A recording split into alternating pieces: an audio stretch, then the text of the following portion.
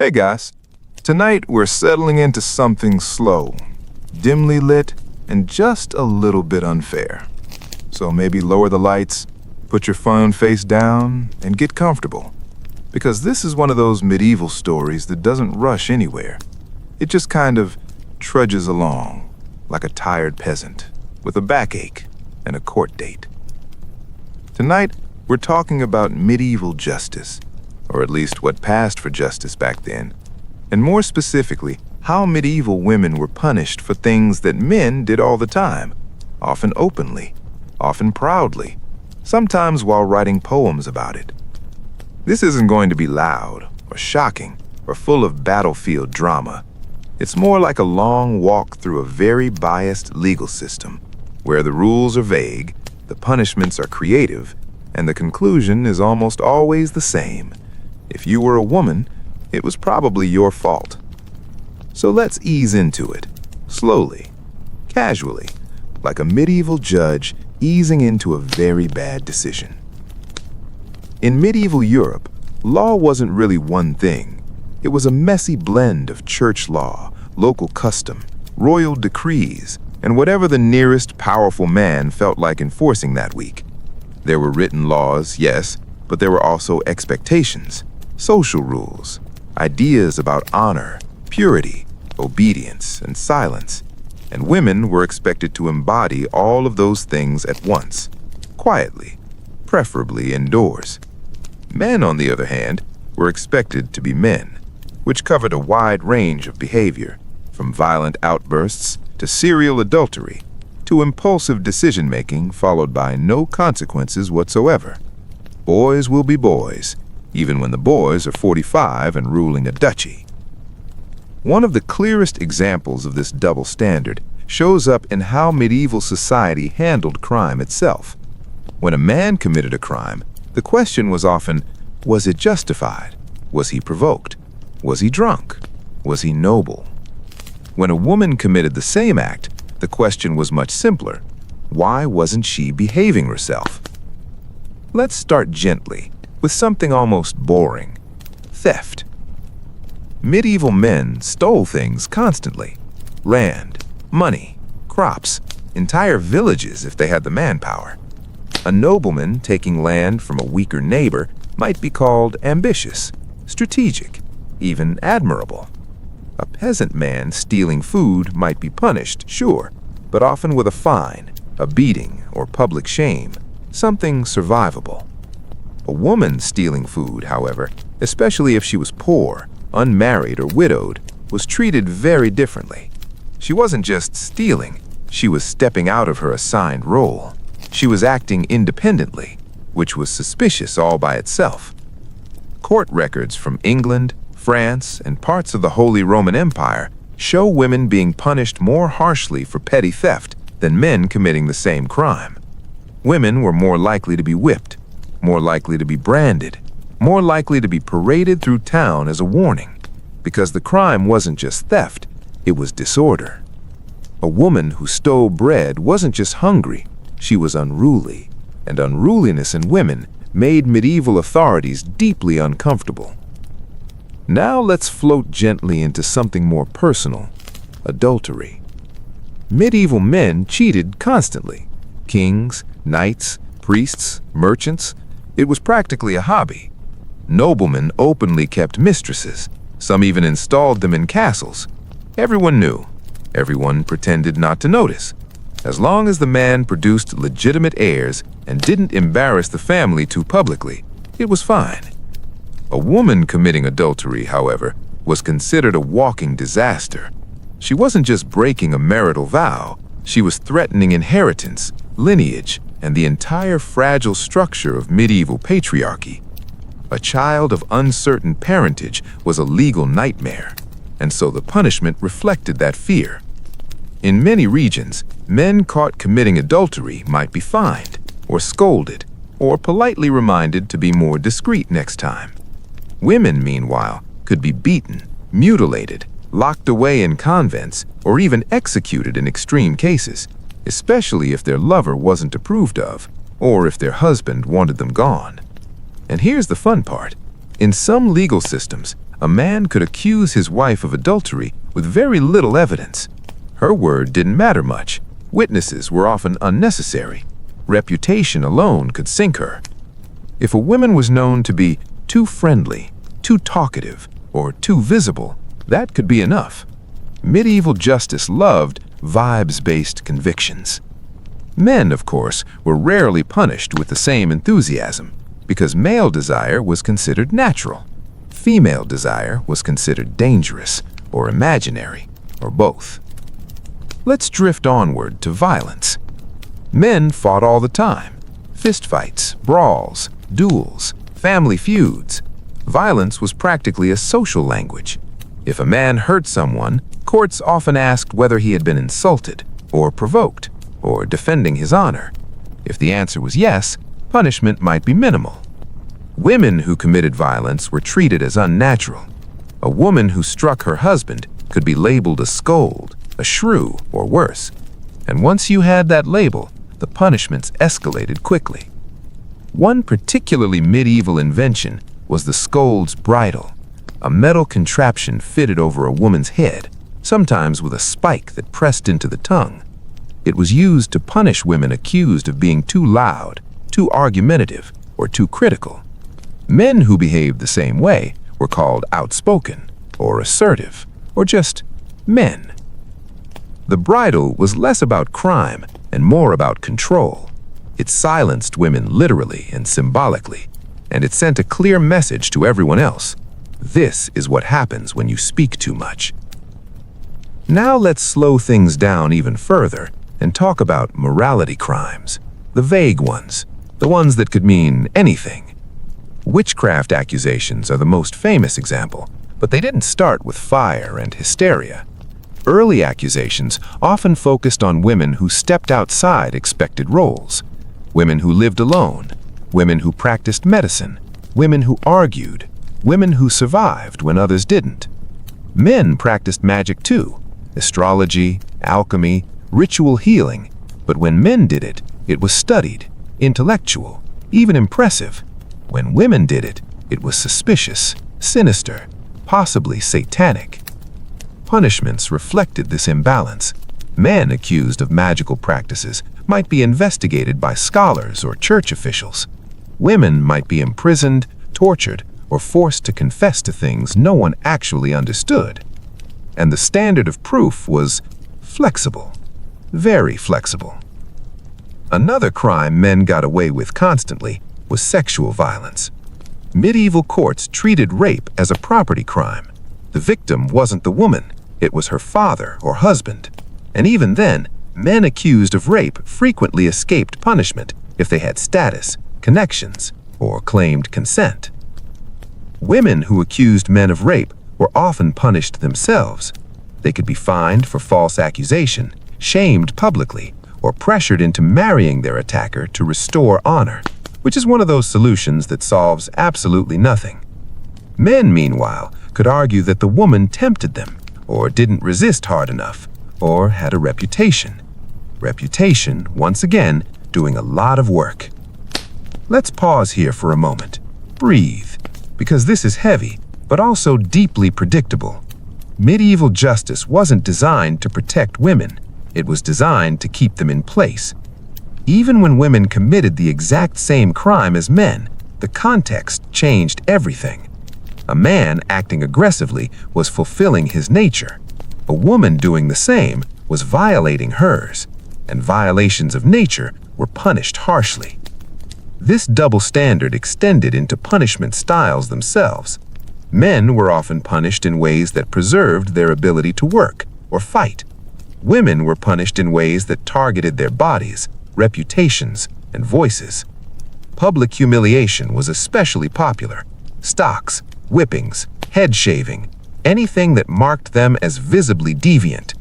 And once marked, it was hard to recover. A punished woman carried that stain forever. A punished man could rebuild, or move, or just wait for people to forget. As we ease toward the end of this first stretch, it's worth noting that none of this was accidental.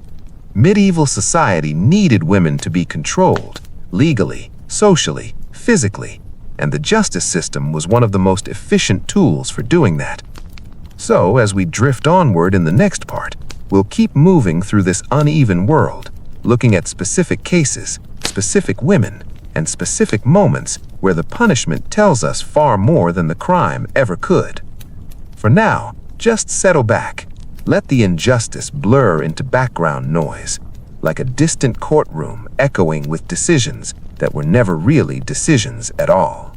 Welcome back. If you drifted off for a moment, that's completely fine. Medieval justice isn't going anywhere. It has all the time in the world. So let's just ease ourselves back into it. Nice and slow, like a court clerk sharpening a quill and preparing to disappoint everyone.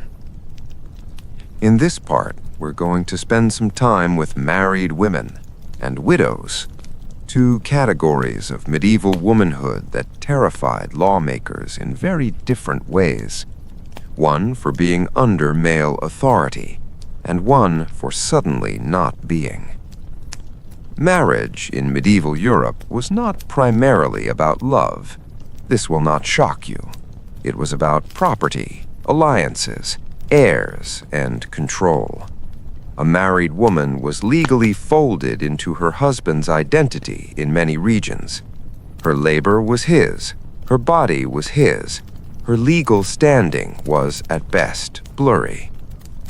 So when a married woman committed a crime, it was often framed as a failure of obedience, not just to the law, but to her husband, and that made everything worse. Take something as mundane as disobedience.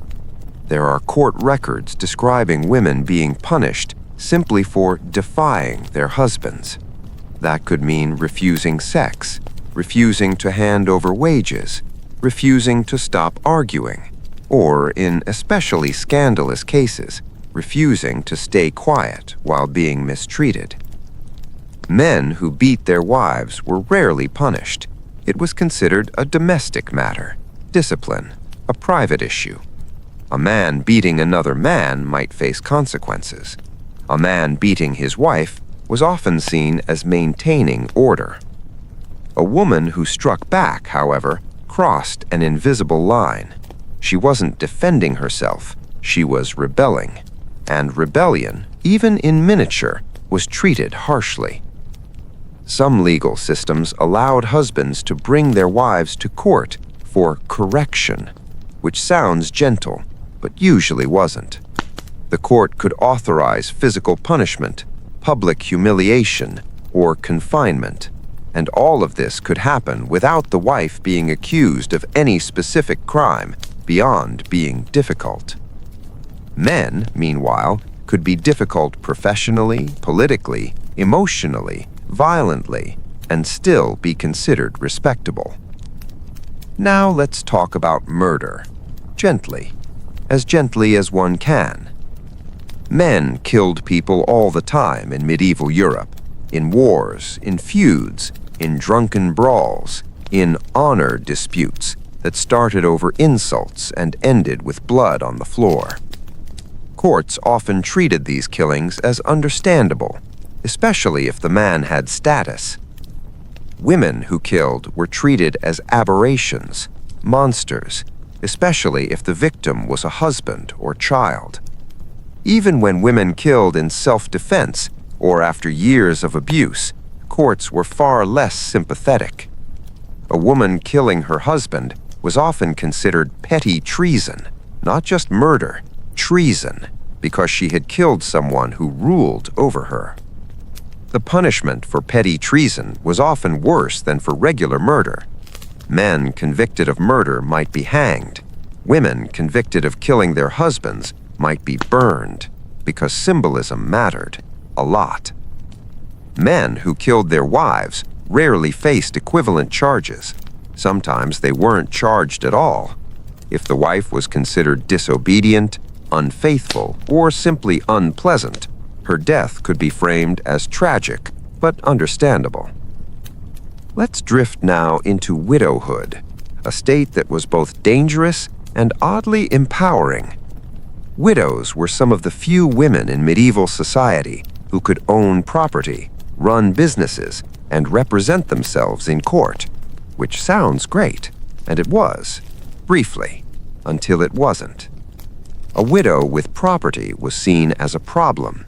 She wasn't under male control. She had resources. She could make decisions, and that made her suspicious.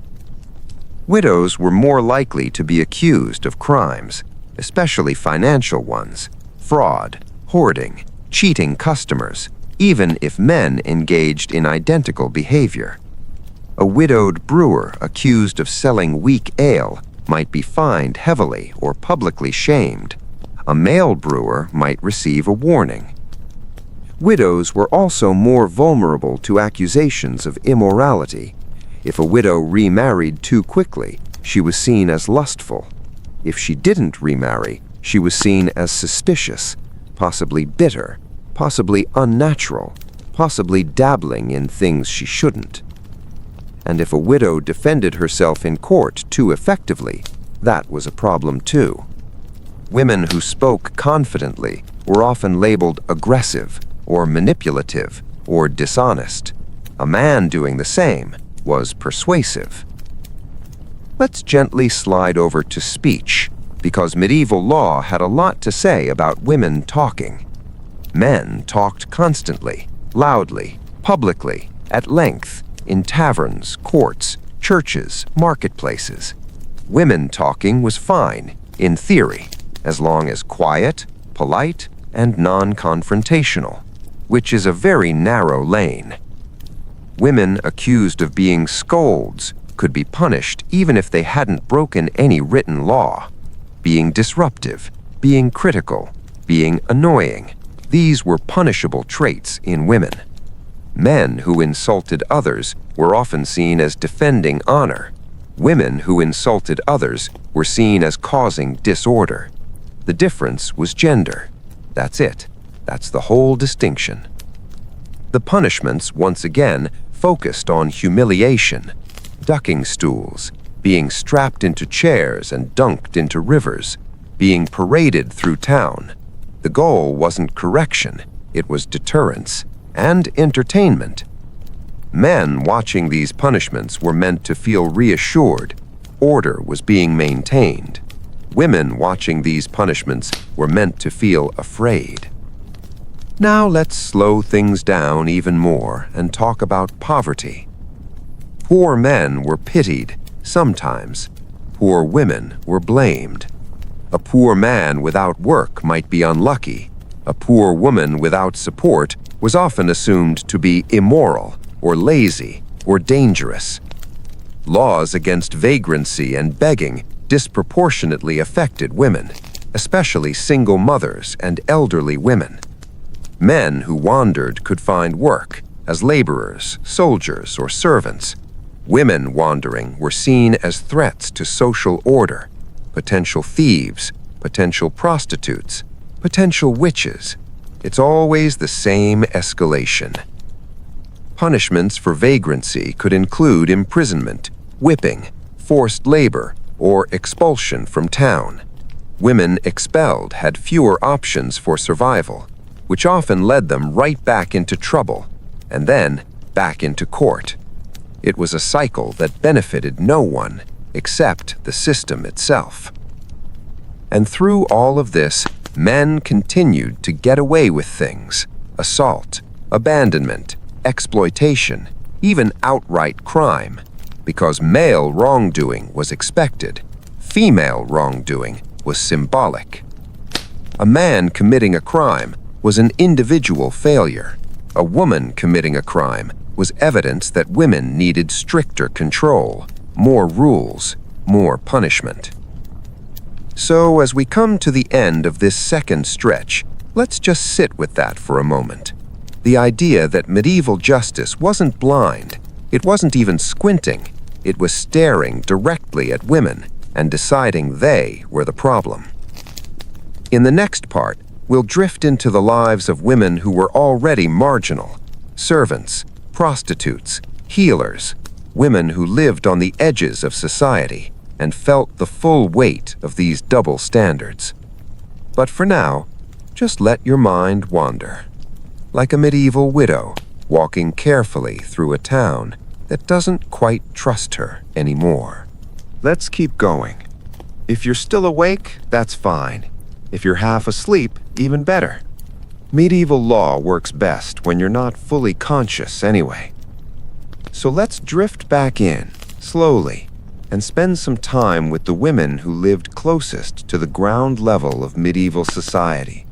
The ones with very little protection, very little leverage, and a very long list of things they could be punished for. These were servants, laborers, sex workers, healers, midwives, women whose lives were visible, physical, and often inconvenient. And because they were visible, they were watched closely. Let's start with servants. Female servants were everywhere in medieval households.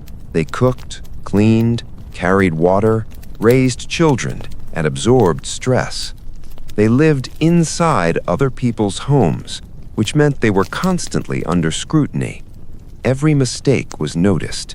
Every rumor traveled fast. If a male servant stole from his employer, it was often treated as petty theft.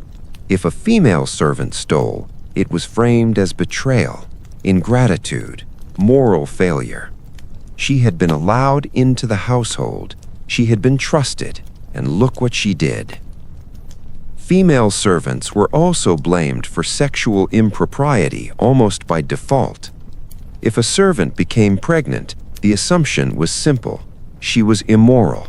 She was promiscuous. She had tempted someone. The man involved, often the employer or a male member of the household, was rarely punished, sometimes not even mentioned. The woman, however, could be dismissed, fined, imprisoned, or publicly shamed.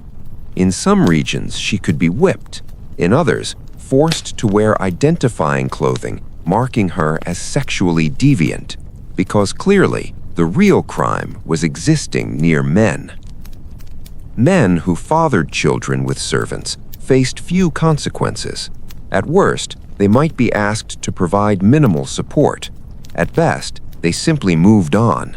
Their reputations remained intact. Hers did not. Let's float over now to prostitution, a profession that medieval society both relied on and punished, constantly, simultaneously. Prostitution was widely tolerated in medieval towns. Brothels were regulated, taxes were collected, rules were written. Everyone knew where they were, and everyone pretended they were necessary. Male clients faced almost no legal consequences. Visiting sex workers was considered a release, a safety valve, something that prevented worse behavior. Men's desires were treated as inevitable, like weather. The women, however, lived under strict control. They could be fined for dressing too nicely, for standing in the wrong place, for being out after curfew, for speaking to the wrong man. They could be arrested for solicitation, even though solicitation was literally their job. Punishments focused on visibility, hair cutting, forced clothing, public penance, anything that marked them as other. And if a prostitute was assaulted or robbed, courts often dismissed the complaint because her body, legally and socially, was already considered compromised. Men who assaulted sex workers could argue that the woman had invited it or that no real harm was done, because harm in this context was only recognized when done to respectable women, and respectability was not something these women were allowed to reclaim. Now let's slow things down and move toward healers and midwives, women who knew things, which, historically, never ends well. Women were the primary medical practitioners in many medieval communities. They delivered babies, treated wounds, prepared herbal remedies, offered advice. This was practical knowledge, passed down over generations. Men practiced medicine too, of course. University-trained physicians, clerics, scholars. When they failed, it was unfortunate. When women failed, it was suspicious. If a patient died under a male doctor's care, it was often blamed on fate, or God, or the patient's constitution. If a patient died after a woman treated them, it could lead to accusations of negligence, or malpractice, or darker things. Midwives were especially vulnerable. They were present at births and deaths. They saw bodies. They handled blood. They knew secrets, and secrets made people nervous. If a baby died shortly after birth, the midwife could be accused of wrongdoing. If a mother died, same thing. If a woman accused a midwife of causing infertility or illness, courts sometimes listened, especially if the midwife was poor, outspoken, or disliked. Men practicing similar healing arts were less likely to face such accusations. Their knowledge was framed as learned.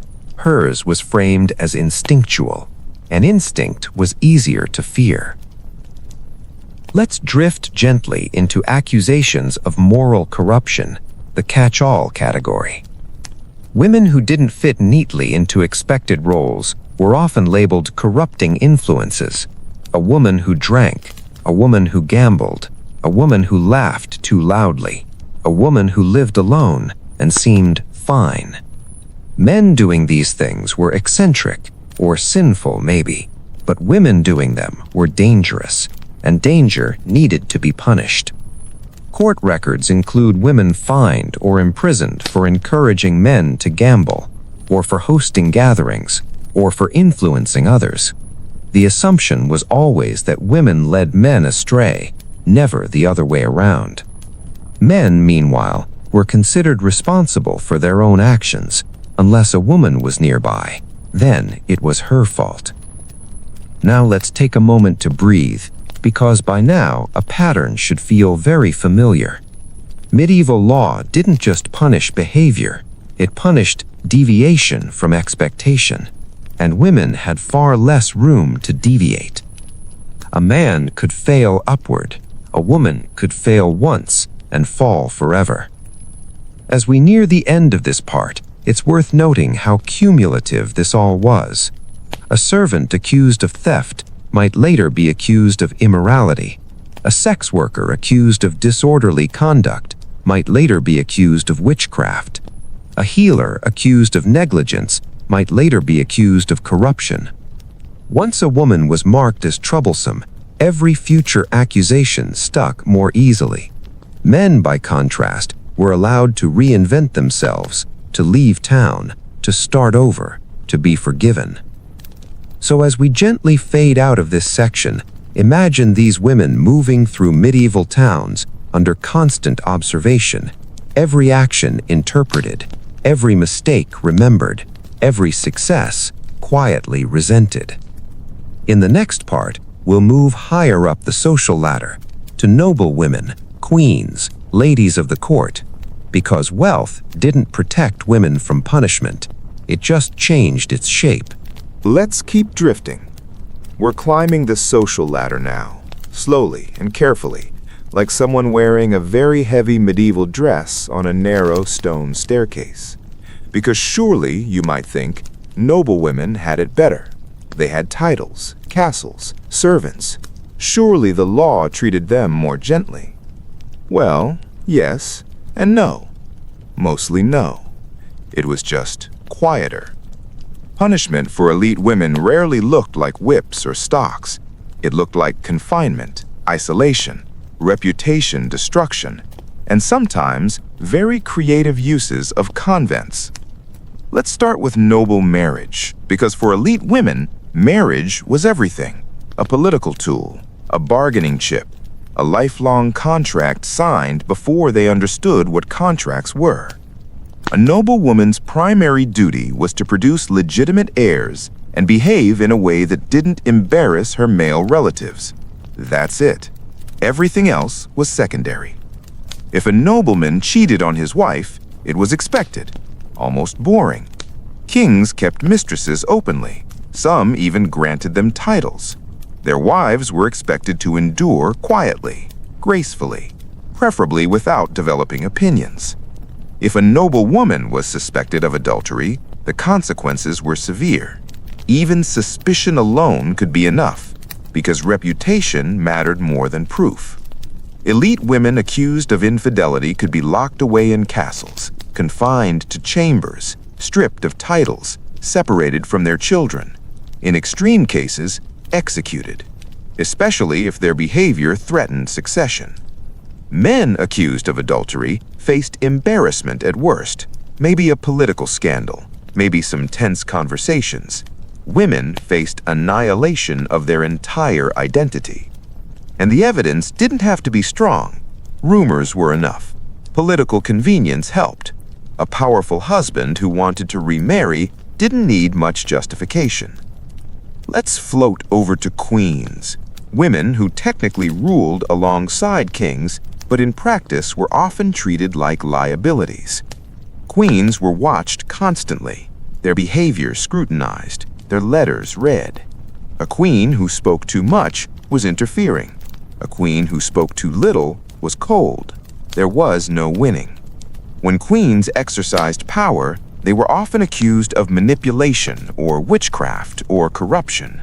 A king making ruthless decisions was strong. A queen doing the same was dangerous. If a queen fell out of favor, punishment came swiftly. Banishment, imprisonment, forced retirement to a convent, which, despite the peaceful imagery, often functioned as a very polite prison. Men who lost favor might be exiled temporarily, or imprisoned, or even executed, but their downfalls were framed as political. Queens' downfalls were framed as moral. Now let's talk about speech again, because noble women were expected to be silent symbols, not active participants. A noblewoman who criticized her husband publicly could be punished for undermining his authority. A nobleman criticizing his wife publicly was considered correcting her. Elite women who involved themselves in politics too openly were accused of stepping out of bounds. Men doing the same were statesmen. Some noblewomen were punished simply for being too competent, managing estates efficiently, advising allies, negotiating alliances. Their effectiveness made men nervous, and nervous men write laws. Let's gently drift into inheritance, because money always complicates things. Noble women could inherit land in some regions, but their control over it was often contested. Male relatives might accuse them of mismanagement, or fraud, or incompetence. Courts often sided with men, even without strong evidence. A man mismanaging an estate was unlucky. A woman mismanaging an estate was proof that women shouldn't manage estates. And if a woman resisted, if she argued her case too forcefully, that itself could be used against her. She was aggressive, unladylike, difficult. All crimes, unofficially. Let's pause here and talk about confinement, the favorite punishment for elite women. Unlike public punishments, confinement was quiet, respectable, invisible. A noblewoman could be removed from court and placed in a convent or remote castle under the guise of piety or rest. She might stay there for years, decades, life, with limited contact, limited agency, and no formal crime ever recorded, because none was needed. Men were rarely confined without charges. Women were confined for convenience. Now let's breathe for a moment, because this is where the illusion of privilege really fades. Wealth protected women from physical punishment, but not from control. In some ways, it made control more thorough. Elite women lived in golden cages, and if they rattled the bars, even gently, the response was swift. As we approach the end of this part, remember that medieval justice wasn't just about punishing crime. It was about preserving hierarchy, gender hierarchy most of all. A noblewoman stepping out of line threatened more than order. She threatened the idea that women could be trusted with power, and that idea had to be crushed, quietly, elegantly, and preferably without witnesses. In the next part, we'll move into the later medieval period, where legal systems became more formal, and somehow still managed to keep these double standards alive. Still with me? Good. Or maybe not consciously with me, which is also fine, because now we're moving into that comforting medieval moment where laws start getting written down more clearly, which sounds like progress. It always does. And yet, as legal systems became more formal in the later medieval period, you might expect fairness to improve, clearer rules, defined procedures, less improvisation. But all that really happened was that bias became more organized. The double standards didn't disappear. They just got footnotes. Let's start with testimony, because whose voice counted in court mattered a lot. In many medieval legal systems, women's testimony was considered less reliable than men's. Sometimes it was outright excluded. Sometimes it was allowed only in cases involving other women. Sometimes a woman's testimony counted as half of a man's, literally. So when a crime occurred involving both a man and a woman, the man's version of events carried more weight by default, even if the woman was the victim, even if she had witnesses, even if she was clearly harmed. Men lying in court was unfortunate. Women lying in court was expected, or so the logic went. This mattered enormously in cases of assault, property disputes, and moral crimes. A man accused of wrongdoing could often clear himself simply by swearing an oath. A woman accusing him could be dismissed as unreliable. Now let's drift into punishment consistency, or lack thereof. As courts standardized fines and penalties, they still applied them unevenly. Men were more likely to receive monetary fines. Women were more likely to receive corporal punishment or public humiliation, because men were economic actors, women were moral actors, or so medieval law decided. A fine hurt a man's wallet, a whipping hurt a woman's body. One was considered corrective, the other exemplary. And if a woman couldn't pay a fine, which was common, since women had less access to money, the punishment escalated: imprisonment, whipping, forced labor. Men in the same position might be given time or alternatives or leniency. Now let's slow down and talk about prisons, because medieval prisons were not really about rehabilitation. They were about waiting for trial, waiting for fines to be paid, waiting for someone else to take responsibility for you. Men had networks, guilds, family members, patrons. Someone might step in, pay a fine, advocate. Women often didn't. A woman imprisoned for a minor offense could remain there indefinitely, especially if no male relative claimed her. Her punishment became open-ended. Time itself became the sentence.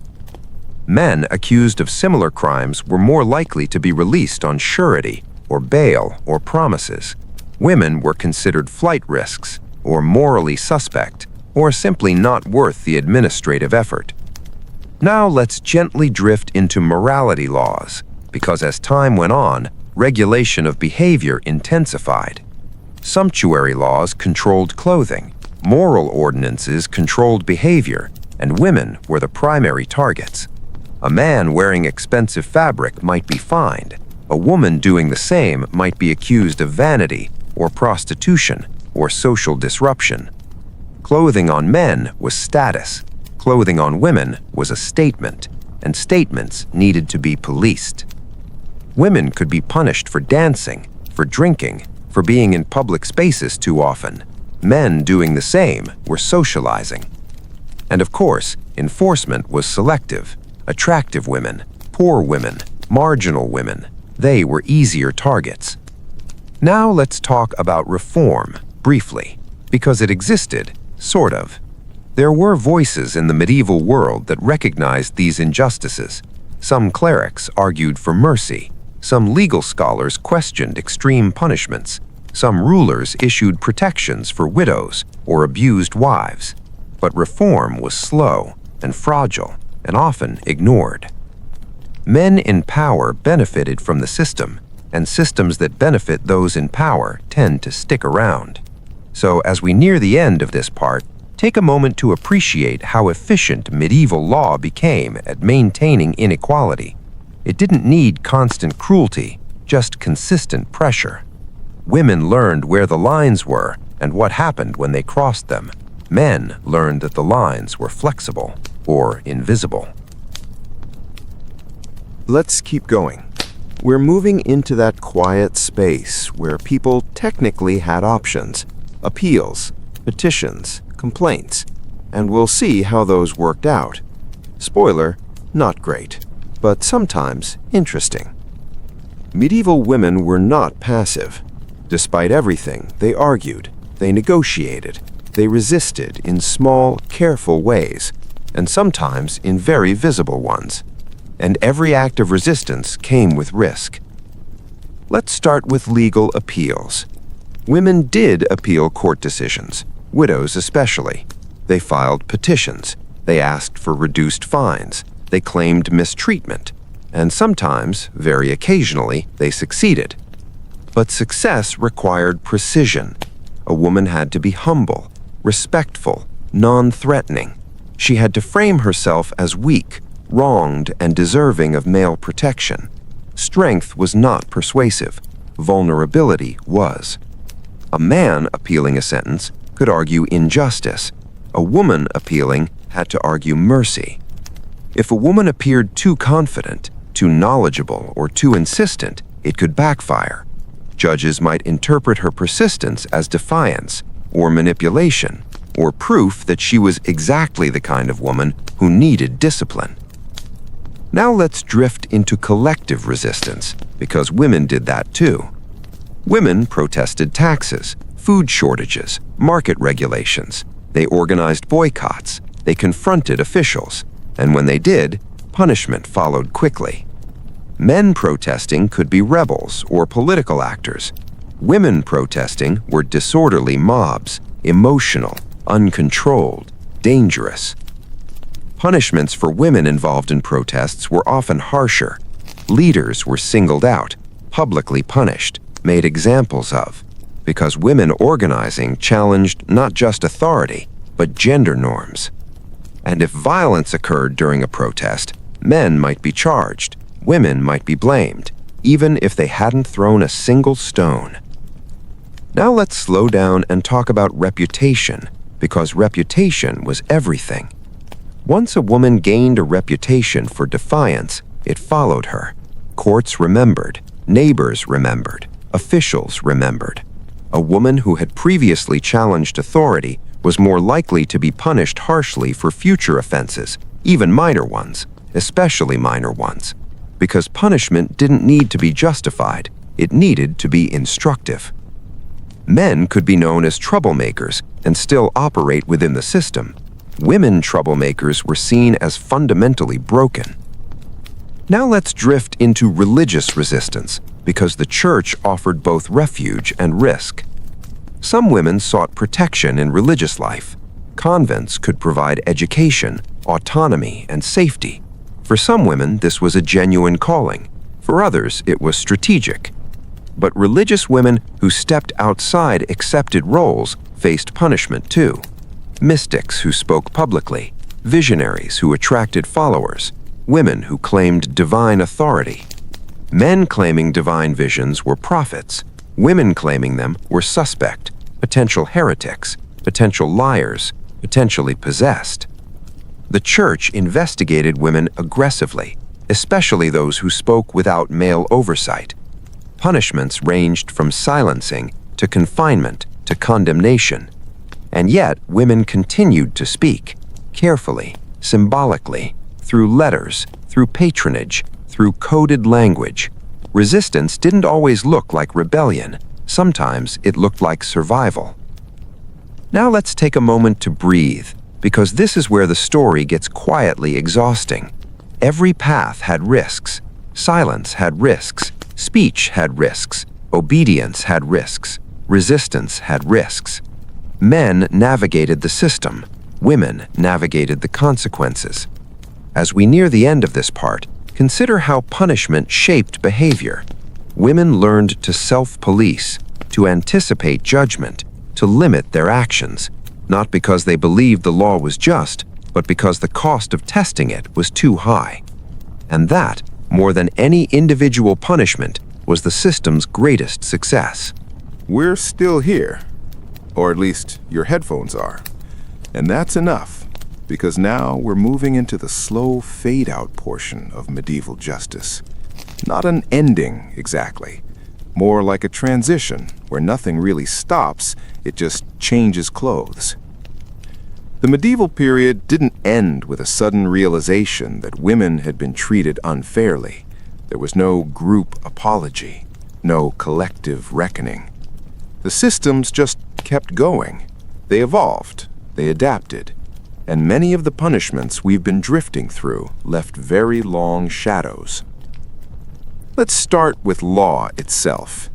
As medieval legal systems fed into early modern ones, many of the assumptions about women came along for the ride. Ideas about credibility, about moral responsibility, about appropriate punishment. They didn't vanish, they were inherited. Women continued to be seen as morally volatile, emotionally unstable, in need of supervision, and law reflected that.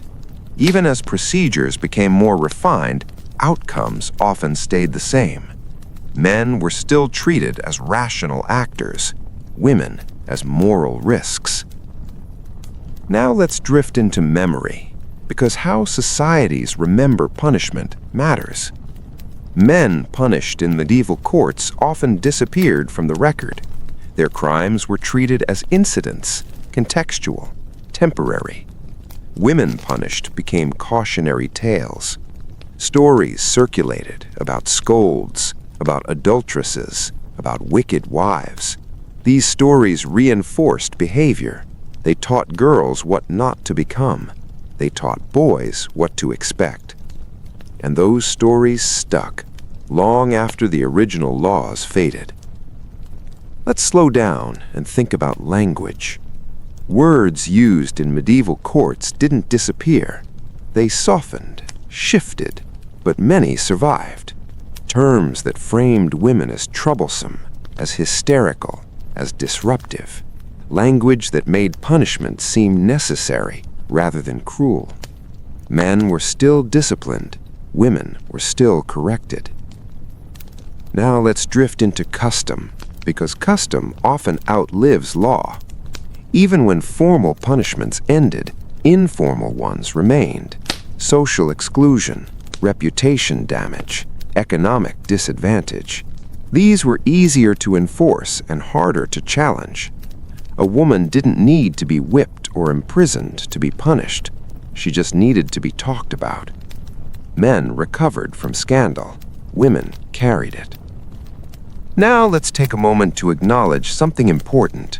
Medieval women were not universally powerless. They survived. They adapted.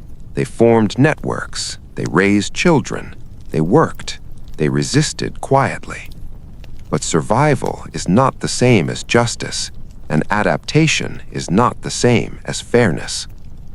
As we approach the end of this long drift, it's worth reflecting on how normal all of this once seemed. Punishment didn't have to be dramatic to be effective. It just had to be consistent. And it was. So, as we ease toward the end, imagine the medieval courtroom fading into darkness, the benches empty, the judge gone, but the ideas remain, quiet, persistent, familiar. Because history doesn't always repeat itself loudly. Sometimes it just hums in the background, a low, steady sound, easy to ignore, hard to escape. And with that, we let this story rest. Not resolved, not redeemed, just understood, which, in its own small way, is something.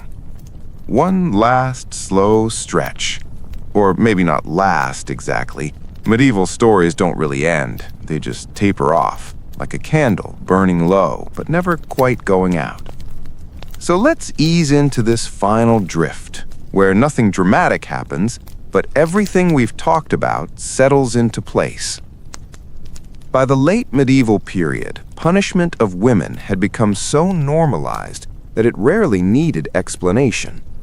Judges didn't argue why women deserved harsher treatment, they assumed it. Communities didn't question public shaming, they expected it. The system didn't feel cruel to the people inside it, it felt orderly. And that's always the most unsettling part. Let's take one more gentle look at how ordinary all of this became. A woman punished in a medieval town wasn't usually seen as a tragedy. She was a lesson, someone who had failed to conform, someone whose suffering served a purpose. The purpose wasn't justice, it was reassurance, proof that the rules still worked. Men broke rules and bent them. Women broke rules and were broken by them. And everyone learned to live with that imbalance. Now let's slow down and think about children, because they were always watching. Girls grew up seeing what happened to women who spoke too loudly, worked too independently, or lived without male protection. They absorbed the warnings without needing them spelled out. Boys learned something too. They learned where authority lived and where it didn't. Punishment wasn't just corrective, it was educational. This is why so many medieval punishments targeted visibility. Hair cut short, bodies displayed, names whispered. The goal was not just to hurt the woman being punished, but to shape the behavior of everyone else. And it worked, quietly, efficiently. Now let's drift into the idea of mercy, because it existed, technically. Judges sometimes reduced sentences. Lords sometimes intervened. Husbands sometimes asked for leniency. Mercy almost always arrived through men, rarely through recognition of women's autonomy. A woman spared punishment was not vindicated, she was forgiven. And forgiveness still reinforced hierarchy. It reminded her that safety depended on approval, not rights. Men could claim justice. Women hoped for kindness. As we ease further along, notice how rarely women's inner lives appear in these records. We see punishments, charges, outcomes, but we rarely see fear or anger or exhaustion. Those had no legal relevance. And yet they were there, in every silence, in every careful word spoken in court, in every decision not to act. Medieval women learned restraint not because they lacked strength, but because they understood cost. Now let's take one last slow walk through the imbalance itself. Men were punished for what they did. Women were punished for what they represented. A man's crime ended with his sentence. A woman's crime lingered. It followed her into marriage prospects, work opportunities, social standing. Punishment didn't stop at the scaffold or the cell. It seeped into daily life. And that was the point. So as we come to the very end of this long, quiet story, there's no revelation waiting, no sudden improvement, no satisfying conclusion, just continuity. Medieval justice did not collapse, it transformed. It passed ideas forward. It taught future systems how to appear neutral while remaining deeply uneven. And understanding that doesn't fix it, but it does something else. It makes the pattern visible. So now, as the candles finally burn low and the courtroom fades completely into shadow, we can let this story rest. Not solved, not undone, just acknowledged. Thanks for staying with me through this slow walk through medieval unfairness. Whether you listened closely or let it wash over you, that's enough. If you're still here, welcome back. If you nodded off somewhere around part 6 and just woke up again, that's perfect. Medieval systems of punishment would appreciate that level of passive acceptance. So let's keep going, gently, without any sharp turns. Because even after everything we've covered, there's still one more slow layer to peel back.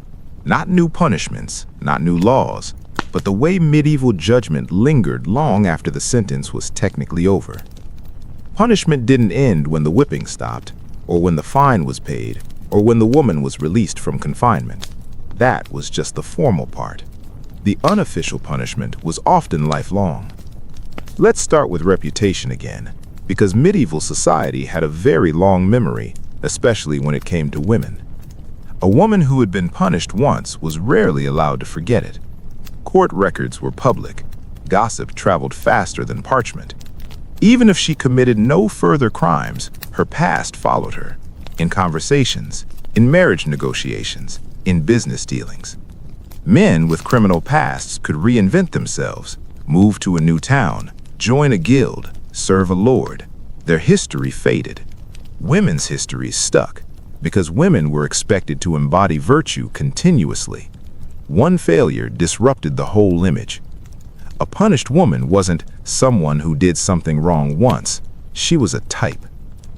Now let's drift into family consequences, because punishment rarely stopped with the individual. A woman punished for theft, adultery, or disorderly conduct brought shame onto her household. Her children felt it, her daughters especially. Marriage prospects narrowed, trust evaporated. Men's crimes reflected on themselves, women's crimes reflected on everyone connected to them, which made families more invested in controlling women's behavior preemptively. Surveillance wasn't just legal, it was domestic. And if a woman had no family, that made everything worse.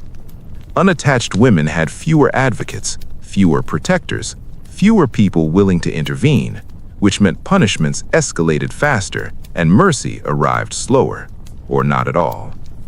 Now let's talk about work, because economic survival was tightly bound to moral perception. Women relied on trust to earn a living, as servants, vendors, midwives, laundresses. A damaged reputation could end that overnight. A man with a record might still find employment. His strength, skills, or connections mattered more than his past. A woman's employability was tied to perceived virtue, and virtue, once questioned, was hard to restore.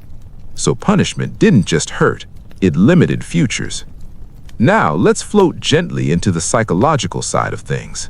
Not something medieval courts cared about, but something that mattered. Living under constant threat of punishment shaped behavior deeply.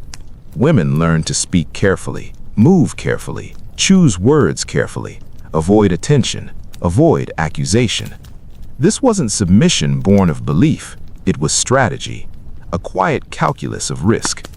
Men were socialized to test boundaries, women were socialized to avoid them. And over time, that difference hardened into expectation, into stereotype, into nature. Medieval society didn't just punish women, it taught itself why punishing women was necessary. Now let's slow down even more and consider forgiveness, or the lack thereof. Men who repented publicly could be reintegrated. Confession led to absolution. Women confessed and remained marked. Because repentance implied agency, and women's agency was something medieval systems were deeply uncomfortable acknowledging. Forgiving a woman fully meant admitting she had acted independently, and that idea was far more threatening than the crime itself. As we drift toward the end of this part, notice how quiet all of this is.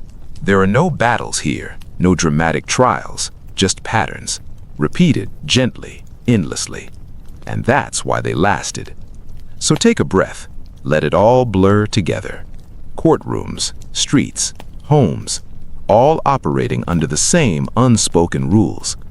In the next part, we'll take one final slow look at comparison, not just men versus women, but which women suffered most, because even within inequality, there were layers. For now, rest. Let the weight of medieval judgment fade into background static. All right, let's ease ourselves back in for another slow, quiet journey. If you've been floating along through the previous parts, you'll notice a pattern emerging, one that doesn't rely on drama or spectacle. It's subtle, persistent, inescapable, and it had layers.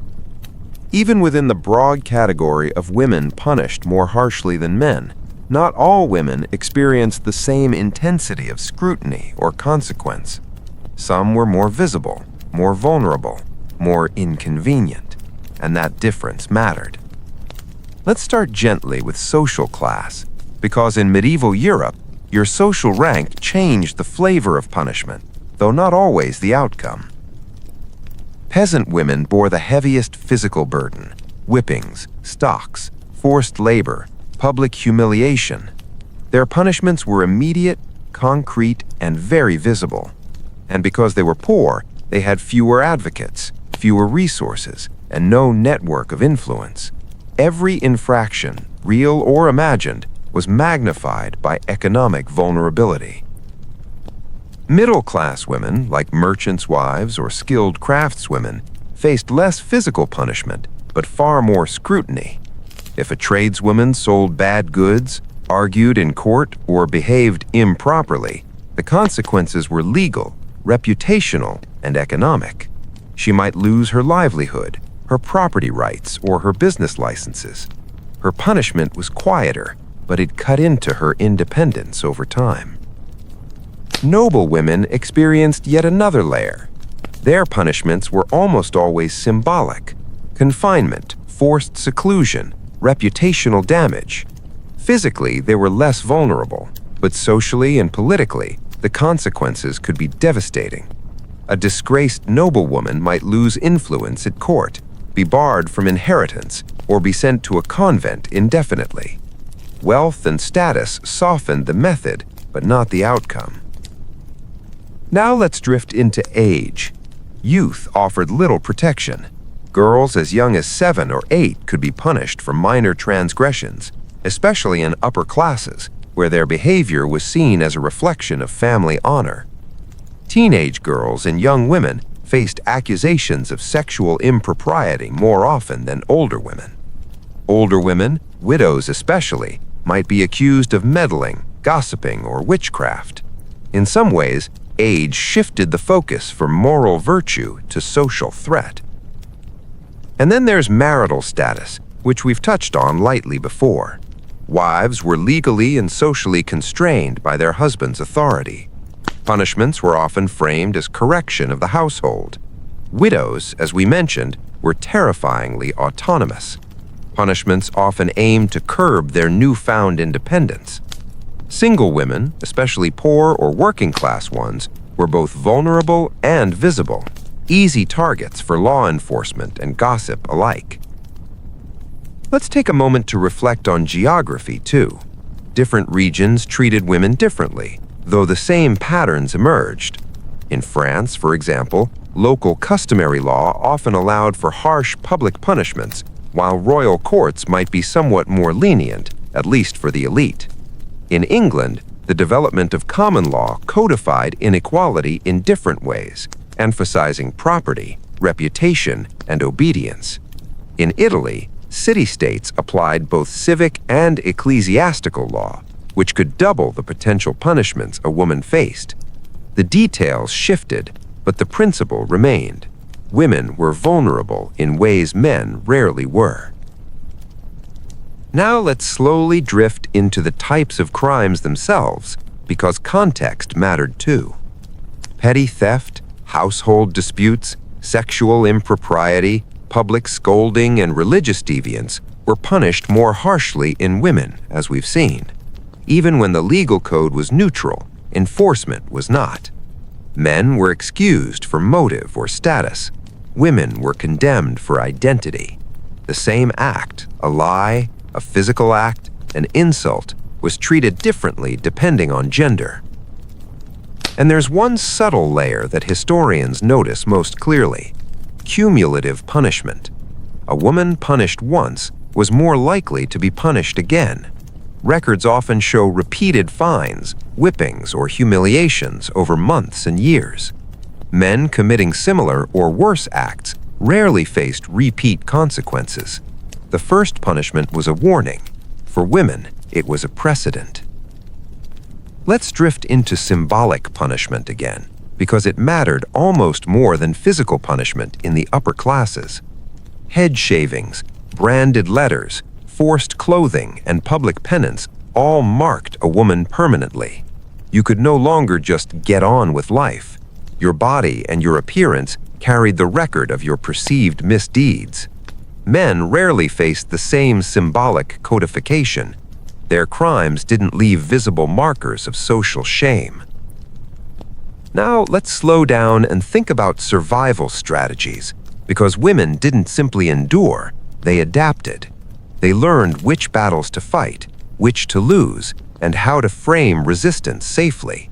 Silence, obedience, strategic marriage, alliances with other women, petitions, these were tools for navigating the system, often the only tools available. Men, by contrast, were encouraged to push limits, to challenge authority, to assert dominance. In many ways, the system rewarded men for audacity and punished women for agency. So, as we gently float to the end of this part, it's worth noting that the punishment of women in medieval Europe wasn't random. It was structured, layered, consistent, and effective, not in correcting behavior, but in enforcing an entire worldview. It taught society what women could and could not do. It controlled communities quietly, invisibly, through observation, precedent, and expectation, and it did so for centuries. Let's settle back in. This part will drift gently through some individual cases. Women whose lives ended up on the record, not always because they were remarkable, but because their punishments were memorable. Their stories aren't dramatic in the cinematic sense. They're slow, procedural, sometimes absurd, but they reveal the quiet machinery of medieval justice in action. Let's begin with Agnes of Essex, a woman from 13th century England. Agnes's case is remembered not for great scandal or rebellion, but for illustrating how accusations alone could ruin a woman's life. She was accused of theft from her household, very minor items. The accusation alone triggered fines and social ostracism. Her male peers and relatives, who had stolen far larger goods, were largely ignored.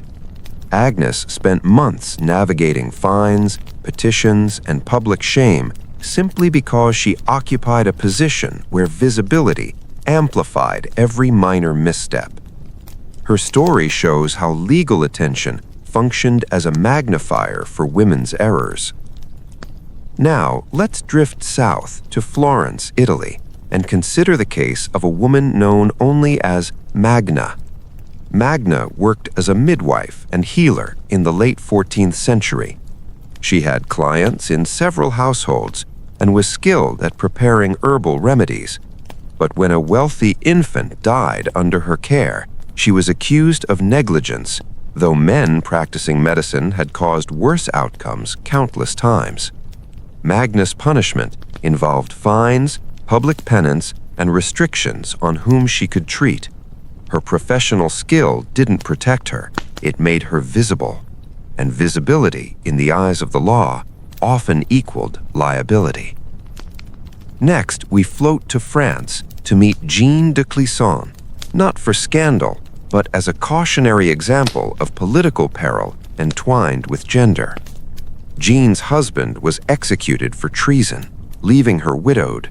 She inherited his estates and attempted to manage them herself. Her male contemporaries viewed her actions as bold, even threatening. Jeanne faced harassment from royal officials and rival nobles who accused her of mismanagement and minor offenses, though her male counterparts managing estates were rarely questioned. Eventually, she left France and became notorious as a pirate, a career choice that skirts the edges of legality, but demonstrates how punishment could inadvertently push women into alternative survival strategies. Let's slow down and consider a case closer to home for ordinary women.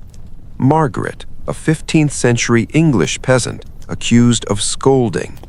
Records describe her being put in the stocks for speaking too sharply to a man in the village. The offense in itself was trivial, a few words in a market dispute, but the punishment was public and designed to humiliate. A man who argued just as forcefully would likely have been warned, not displayed. Margaret's case is representative of countless unnamed women whose voices were systematically regulated. Now, gently shift over to a case of adultery, Eleanor of Aquitaine's lesser-known contemporaries. Adultery by noblewomen was treated seriously, not only because of moral codes, but because inheritance was at stake. One such noblewoman was confined to a castle by her husband after rumors of infidelity circulated. She spent years in semi-isolation, removed from her children, until reconciliation, if it happened at all, was politically convenient. Her life demonstrates that punishment didn't always rely on evidence, but rather on social and political expedients. And let's drift finally into the realm of accused witches. Long before the large-scale witch hunts of the 16th and 17th centuries, women were already punished for suspicion of magical practices. A woman named Sibylla in late 14th century Germany was an herbalist who treated fevers and smallpox. When multiple patients died of unrelated causes, Sibylla was accused of sorcery. She faced imprisonment and forced confession.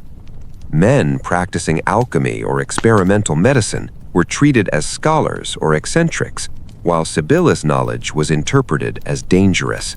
The line between competence and crime was gendered.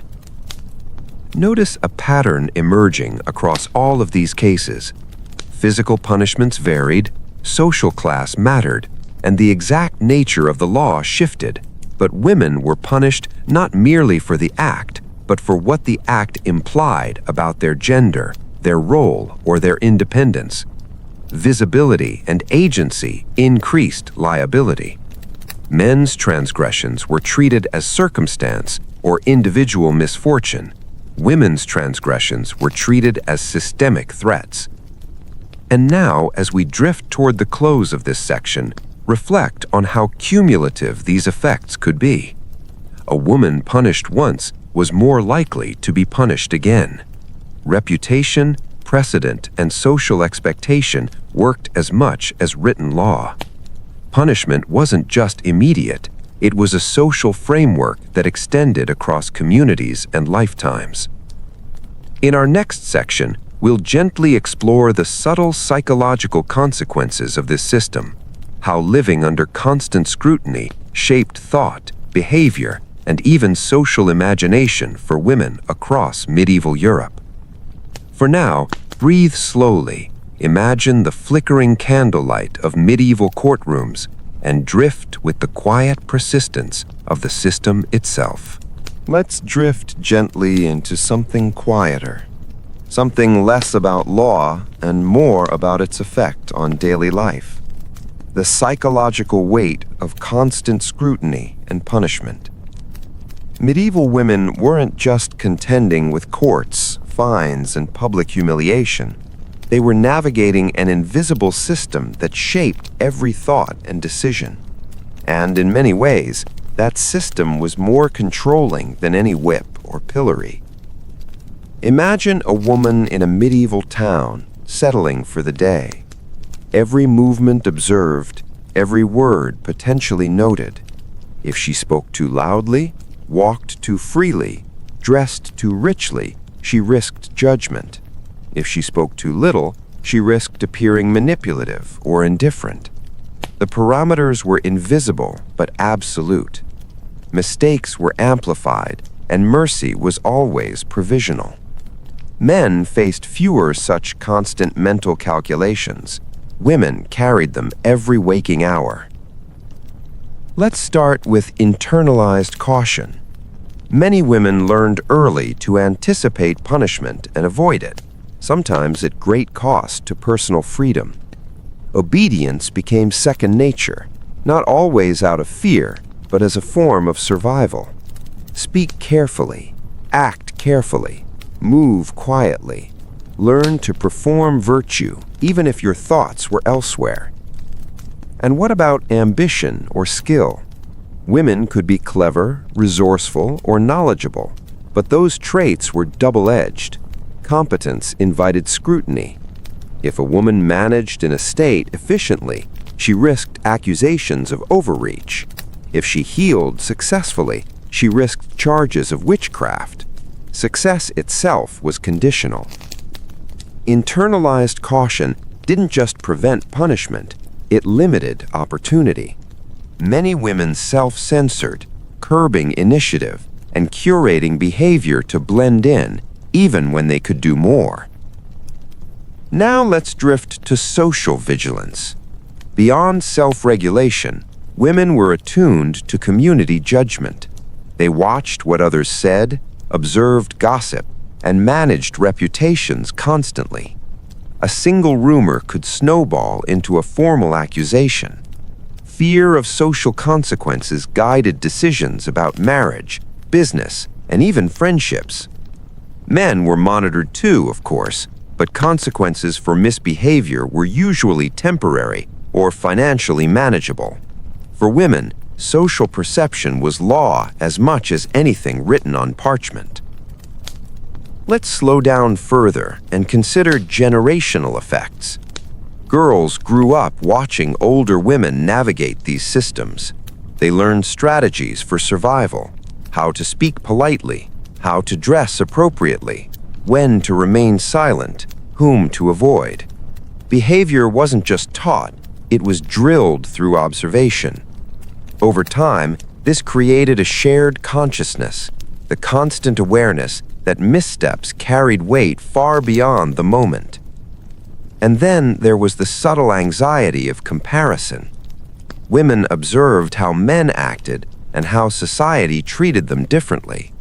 Men could be reckless, aggressive, or loud, and emerge relatively unscathed. Women learned that equality wasn't an option.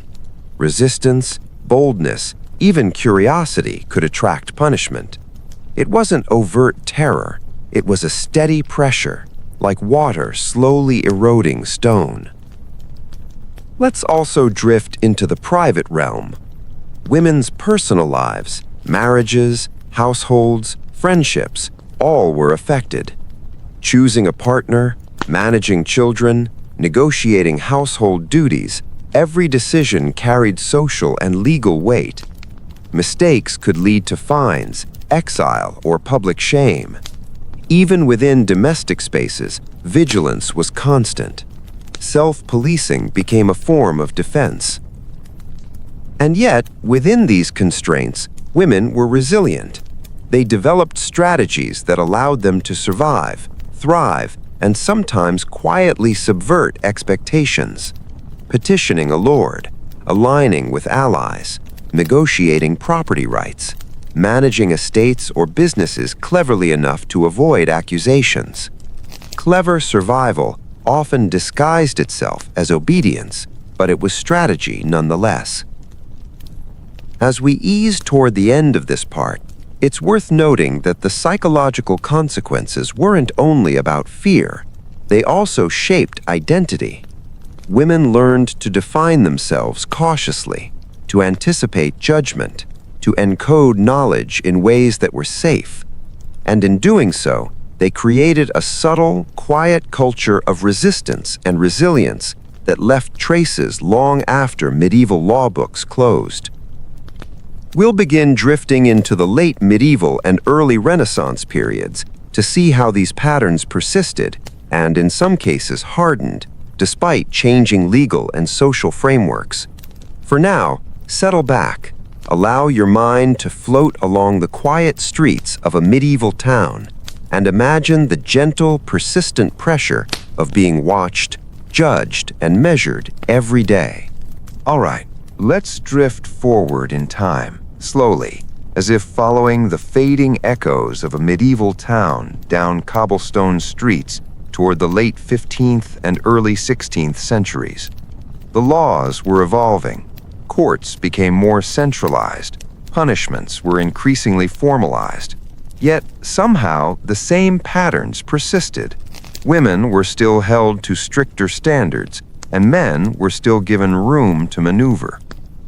Take the rise of formalized courts in places like France and England. With clearer procedures, we might imagine justice became fairer. In reality, codification often reinforced inequality. Rules became more precise, but enforcement remained biased. A noblewoman accused of moral transgression might be confined quietly to a castle or convent. A peasant woman might be publicly humiliated in the market square. Men of equivalent standing rarely faced comparable scrutiny. Legal formalization gave women fewer loopholes, not more protection. Let's float gently over to moral regulation. By this period, cities issued detailed ordinances controlling behavior, dress, public conduct, sexual activity. Women were the primary targets. Rules about skirt lengths, hair coverings, jewelry, and even attendance at markets existed to police women's visibility. Men's attire and behavior were regulated far less stringently. Men could demonstrate wealth, status, or influence. Women risked suspicion, accusation, or fines. Regulation became a tool of social control as much as law. Now consider inheritance disputes. As property became more formalized through written wills and contracts, women's rights were technically recognized in some areas. Widows could inherit, daughters could receive dowries, noblewomen could manage estates, but exercising those rights invited scrutiny.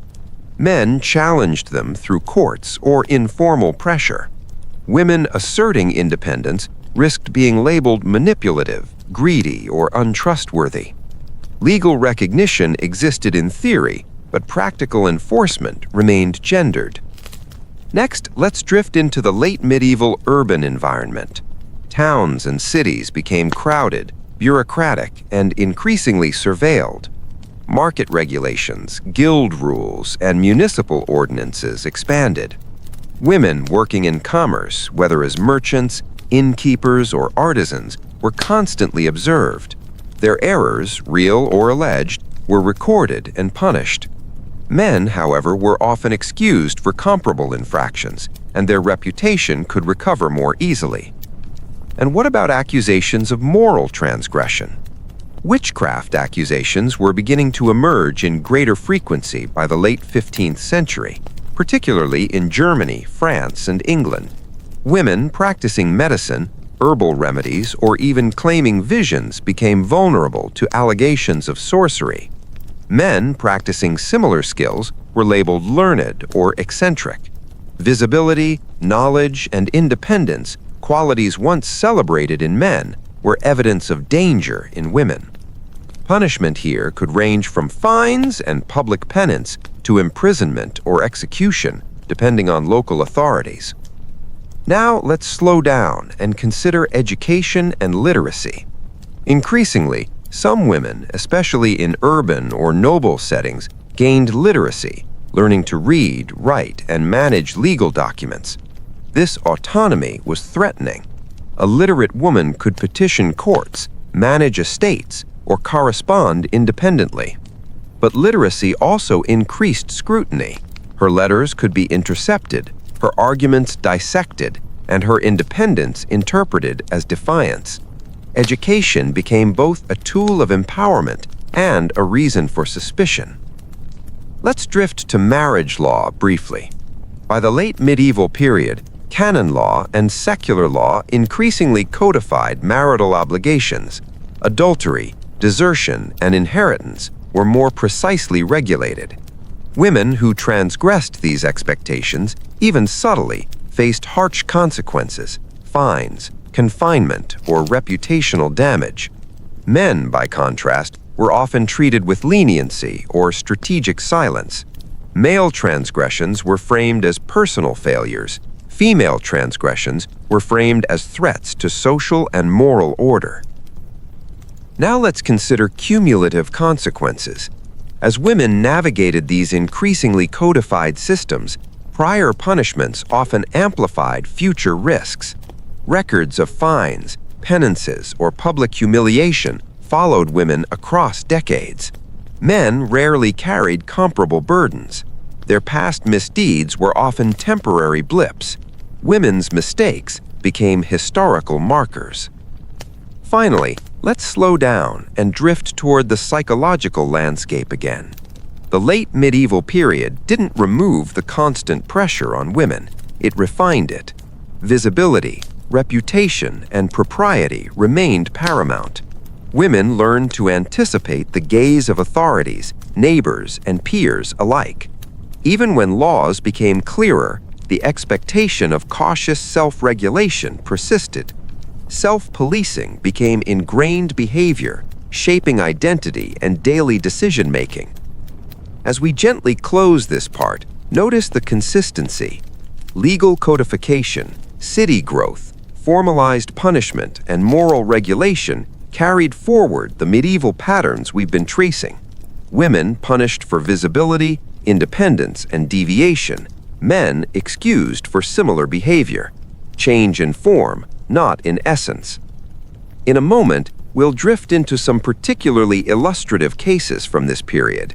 Women whose lives were recorded in city archives and court records, showing the persistence of these patterns in vivid human terms. For now, let your mind float slowly along the stone streets of late medieval towns, where the law watches quietly but constantly. Let's settle back in and drift gently through some individual cases from the late medieval period. These women's lives were documented in court records, city archives, and letters, not always because they were extraordinary, but because their punishments illuminate the persistence of old patterns. Nothing dramatic, really, just slow, consistent enforcement of expectations. Let's begin in 15th century Bruges, in the Low Countries. A woman named Marguerite, a merchant's widow, petitioned the city council after being fined for disorderly conduct in the market. Her offense? Speaking loudly to a male customer who disputed her prices. The record notes the fine, but also the council's repeated warnings about her impertinence. Marguerite's skill and independence in commerce made her visible, and visibility invited punishment. Men selling goods, even with more blatant disputes, rarely faced the same scrutiny. Now gently drift to Florence, where we find a woman named Bianca, a midwife in the early 16th century. She delivered hundreds of children over her career. Yet when a prominent family's child died, Bianca was summoned to court for negligence. Despite testimony supporting her expertise, she was fined and restricted from attending births for 6 months. Male physicians with higher mortality rates were rarely prosecuted, often celebrated as learned. Bianca's competence increased her risk rather than protecting her, a quiet, ironic twist that runs through many cases. Next, let's consider Anne, a noblewoman in northern France. Anne was accused of adultery by a jealous rival. Her punishment involved temporary confinement to her husband's estate, loss of influence at court, and a requirement to perform public penance. The record notes little evidence of wrongdoing. Rumor and political convenience were enough. Meanwhile, her husband's extramarital affairs were ignored, as usual. Anne's status protected her from physical punishment, but not from isolation or reputational harm. Wealth, in this case, shaped method, not outcome. Let's drift south to Milan, where a woman named Caterina managed a family shop. She was accused of falsifying weights, a common claim against merchants. Caterina argued her case, presenting receipts and witnesses. Still, the council fined her, citing her previous misbehavior in unrelated matters. Men accused of the same offense were often excused on experience or honesty. Caterina's record followed her, demonstrating cumulative punishment in action.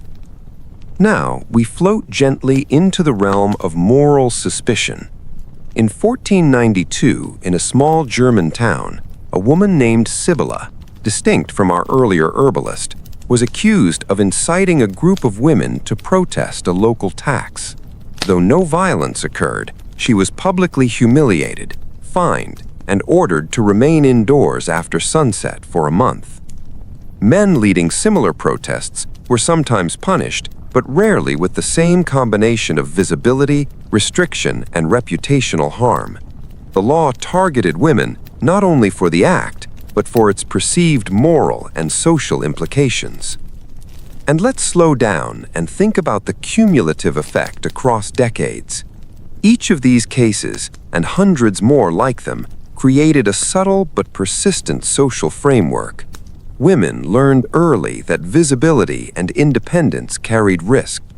They learned to anticipate judgment, regulate speech, and navigate social norms carefully. Men, by contrast, could test limits, make mistakes, and recover with far less lasting consequence. Notice a pattern emerging clearly now. Competence, visibility, or independence, virtues in men, were often liabilities in women. Reputation followed women like a shadow. Punishments were layered: physical, social, economic, and psychological.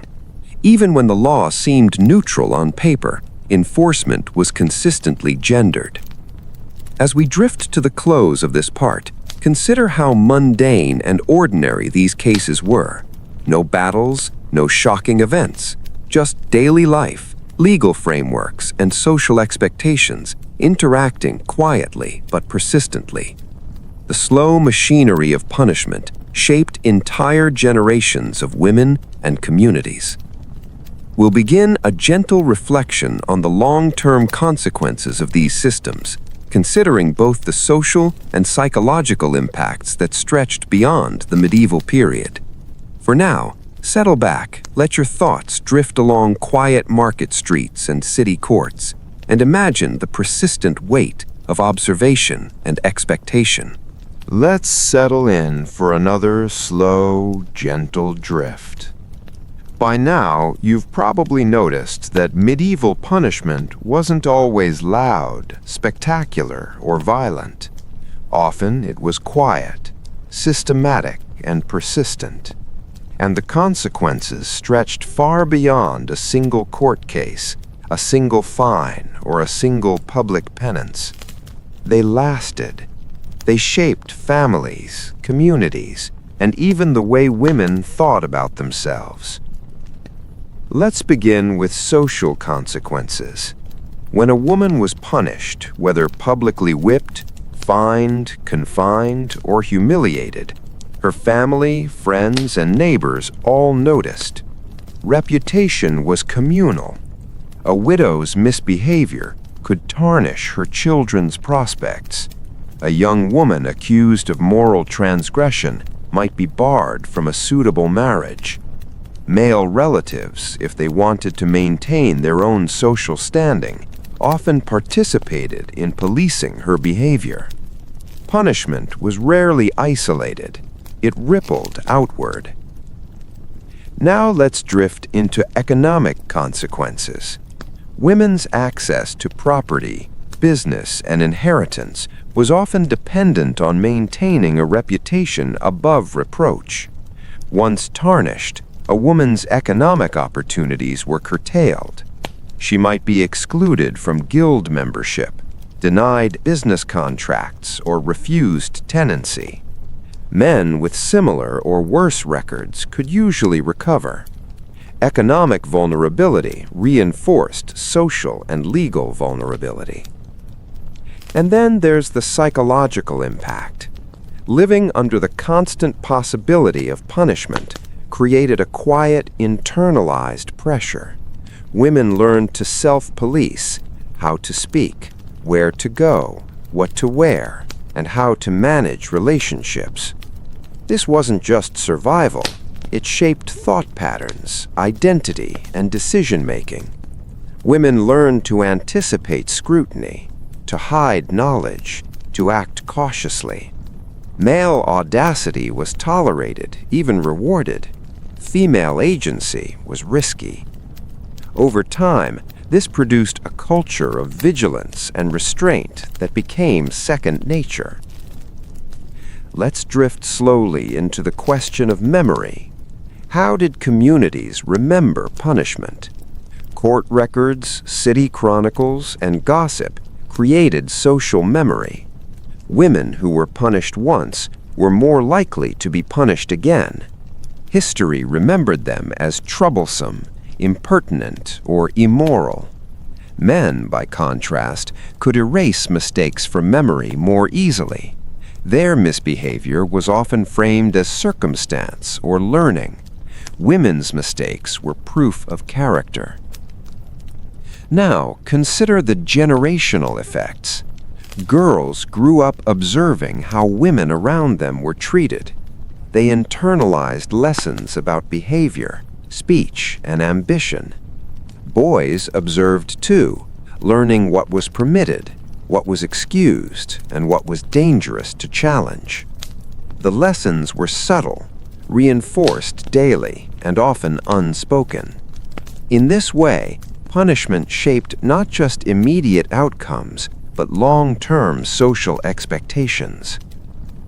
Next, let's gently think about visibility again.